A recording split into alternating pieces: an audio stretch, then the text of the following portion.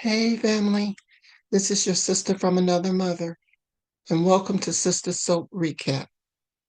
If you love Beyond the Gates, recaps, reviews, spoilers, past news, and deep character discussions, you are in the right place. This channel was created to honor the memory of my sister and mother, who I grew up watching the soaps with. Sista Soap Recap celebrates the joy, excitement, and connection that brings soap fans together. We also created a special weekly segment called Character Appreciation or Assassination, just for you. Each week, we will put a character under the microscope and decide whether they deserve appreciation or whether their actions deserve a complete character assassination. So hit that subscribe button and ring the bell. Grab your favorite drink and let's spill the tea together. Let's go. For our first appreciation and assassination episode, we have to start with the breakout star of Beyond the Gates. This character seems to be the most hated, the most loved, and the most talked about on soap media. None other than Cat. Now, before some of you all head to comments, wait, just hear me out. I have watched the storyline from the very beginning, and Kat gets blamed for a lot of things she didn't do. Now, don't get me wrong, Kat is not perfect. No one is. And I don't have a problem calling out her when she is wrong. And we will do that today. But I think viewers have forgotten one important fact. Kat was right. Over and over again, Kat was right. So today, we are going to look at Kat's background, examine her actions, review her biggest storylines, and then we will decide whether Kat belongs in the appreciation category or the assassination category. But wait, before we judge Kat, we need to understand who she is. Catherine Kat Richardson was born on April 14th, around 2001, to Dr. Nicole Dupree Richardson, a famous psychiatrist, and Dr. Ted Richardson, a world famous plastic surgeon. She is often referred to as the miracle baby, and she is the youngest sister of Martin Richardson, who is about 4 to 6 years older than she is. Kat is also the granddaughter of Anita and Vernon Dupree, connecting her to the prominent and wealthy Dupree family. It is also implied Kat Richardson came from wealth as well. Alongside her brother, Kat grew up with her maternal cousins, Naomi and Chelsea Hamilton, almost as if they were sisters. Kat falls between the two cousins in age, with Naomi being the oldest and Chelsea being the youngest. Chelsea and Kat grew up so close that Vernon, their maternal granddad, called them Chelsea Cat, which later became the name of their famous purse line. Kat also grew up around her maternal aunt, Danny, and Danny's ex-husband, Bill Hamilton. She is close with her cousin Andre, who lost his parents, Stan and Ira Richardson, in 2015 after a plane crash. Stan was Ted's brother. Ted and Nicole took on the maternal role in his life. Kat also has a half-sister, Eva, whom she never knew until 2024. Even though Kat is known as the miracle child, she is often treated as if she is a spoiled, rich brat who looks down on others. Kat's parents wanted another child after Martin, but for years and years, Nicole suffered numerous miscarriages while she and Ted tried for a second child. This put a strain on their marriage. During this time, Ted met Dana Thomas, who was also known as Leslie, a carefree waitress and bartender, and they began an affair. Both Dana and Nicole became pregnant. Ted got the help of Bill Hamilton, his sister in law, Danny's husband, to cover up this secret. Ted paid Danny to not have the baby and leave town. But what Ted didn't know, Bill told Danny if she didn't terminate her pregnancy, he would take the baby as a consequence. Next, Nicole gives birth to Kat. But wait, did Ted feel so guilty about the affair and the pregnancy that he spent the next 20 plus years showering Nicole and Kat with love and overwhelming affection that he overlooked Martin? Just asking a question. Because of Ted's treatment of Kat, I think both Nicole and Martin developed a small amount of jealousy over the overwhelming attention and love Kat received from Ted. Ted's family accused her of being spoiled and privileged. But wait, let's be real. They are all spoiled. Martin, Chelsea, Naomi, Danny, and Nicole have all benefited from wealth and privilege. So why accuse Kat of something they are all guilty of? Kat is also falsely accused of looking down on people who have less than she does. So let's talk about it. Kat is friends with Laura and Mona, who works for her mother, and Shanice, a nurse who later on dates her dad. None of them are rich, and they all have common everyday jobs. Kat also loves her adopted niece and nephew, whose birth mother, June, struggled with drug addiction. Does Kat look down on them?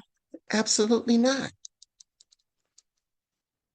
Kat also donates all her clothes to charity after only wearing them once. A true snob would never do that. Now let's address the real issue. Kat's treatment of Eva. The first day Kat met Eva, she caught her with her hands inside her mother's desk drawer. When questioned, Eva claimed she was looking for a stapler. Kat did not believe her. From that moment forward, Kat did not trust Eva.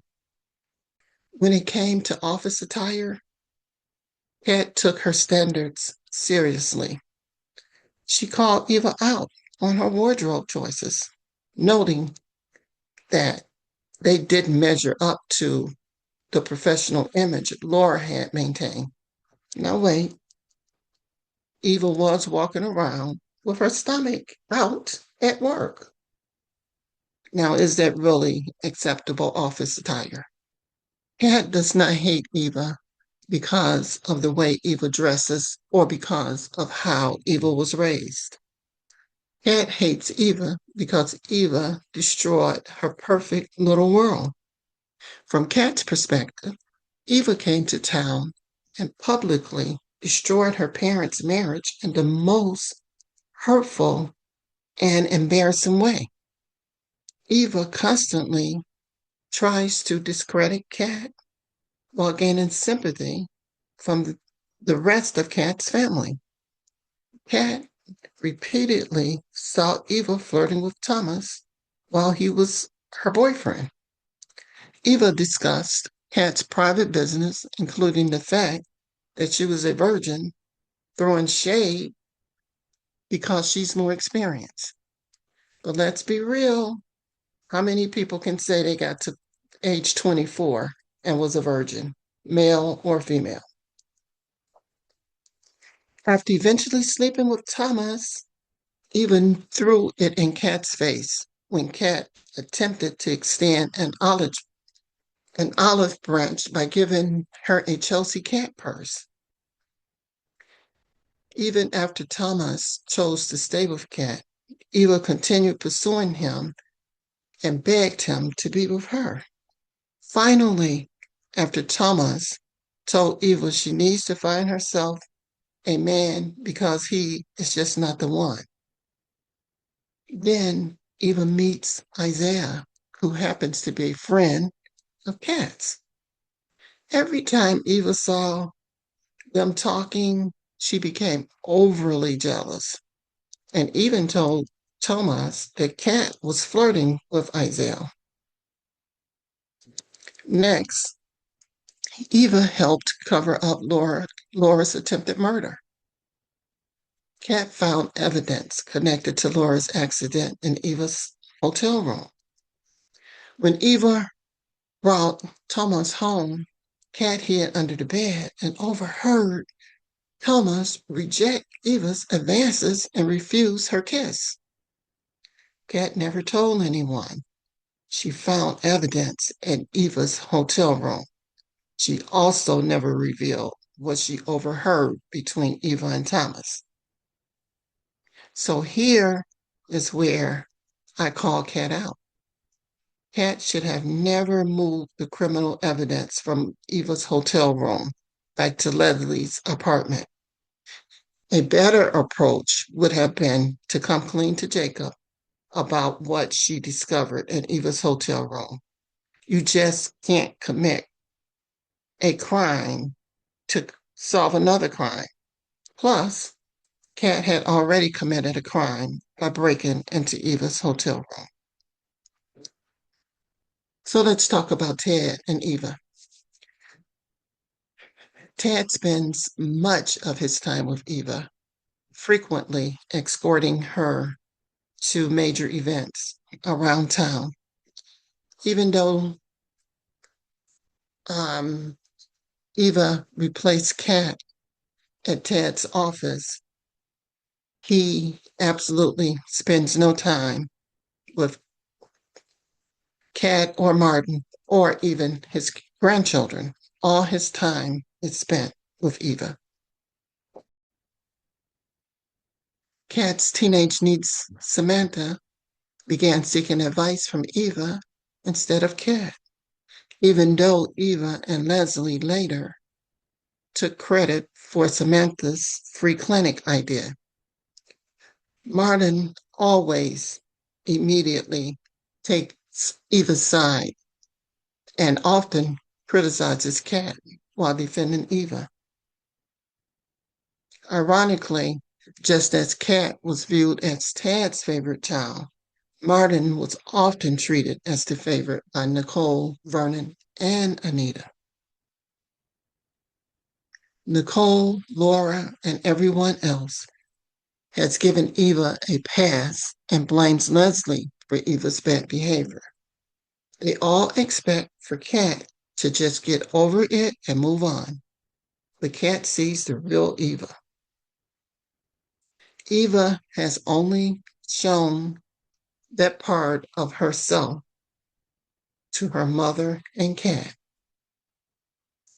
Kat warned her parents over and over and over again that Eva was up to no good, but they dismissed her concerns.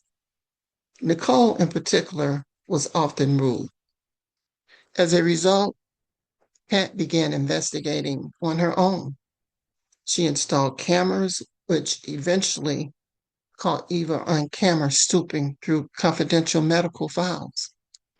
The file of Leslie when she was pretending to jump off the hospital roof. Of course, Eva managed to destroy that recording and then rub it in Kat's face. Although Kat strongly dislikes Eva, she ultimately agreed to donate part of her liver. She did this largely because she wanted to please her father. In my opinion, Kat's family often treats her like an afterthought instead of the miracle child they once celebrated. Her family frequently gives her poor advice, including her grandma, Anita. Let's talk about Thomas. Whenever Kat sought advice regarding Thomas, she was usually made to feel as though she was wrong, simply because she was viewed as spoiled. As a result, she often found herself apologizing to Thomas. Kat also could not bear the thought of losing Thomas to Eva, which is which is one reason she stayed in the relationship. In reality, she should have left Thomas a long time ago, but not one person really talked to her about the ultimate betrayal of sleeping with her sister. Thomas definitely encouraged Eva's feelings and flirtations. He had no right to tell Eva that Kat was a virgin or to share any of Kat's personal information with Eva, especially since the two sisters were beefing. Thomas slept with Eva, Kat's sister, only hours after their breakup, if it was really a breakup, or was it a misunderstanding? I am sure Kat will say no on July 6, 2026, to Thomas' proposal, wedding proposal, that is. Whether they were technically broken up or not, that was still deeply hurtful. Why did her family make her feel as though she was the one in the wrong? Now we come to Kat's big storyline of the week, the liver surgery. Kat's entire family made her feel that donating part of her liver was the right thing to do. In reality, it was neither right nor wrong for Kat, but it was a deeply personal decision that could have had dire results or long-term effects. Her brother Martin and also Isaiah openly pressured Kat into having surgery. Chelsea, Ted, Anita, and Nicole applied a sulfur pressure, telling her she would regret it for the rest of her life. Still, that's pressure. Ted and Nicole are both doctors, yet not once did they fully explain the surgery, the recovery process, or the possible side effects to Kat's body. Neither did Anita. The focus was always on Eva, not Kat. Why is Kat the only one who needs to see herself in this scenario? Even the show appears biased against Kat. The writers showed Kat walking a day in Eva's shoes through a dream sequence that was supposedly meant to make Kat a better person or make Kat see herself and become a better person. But why Cat? After all, the entire chain of events began with Ted's poor choices. Why not have Ted have an experience and see himself? Why not have Eva spend a day in the life in Cat's shoes? Why is Cat the only one who needs to see herself in this scenario? Cat is intelligent, educated, wealthy, classy, independent, beautiful, successful, honest, model body, fashion dresser, deeply devoted to her family. She has high moral standards, a business owner, and speaks her mind. Many people simply do not like strong black women who refuse to be silent. And that's why Cat gets my appreciation of the week. Thank you for watching, family. Like and subscribe. Peace out.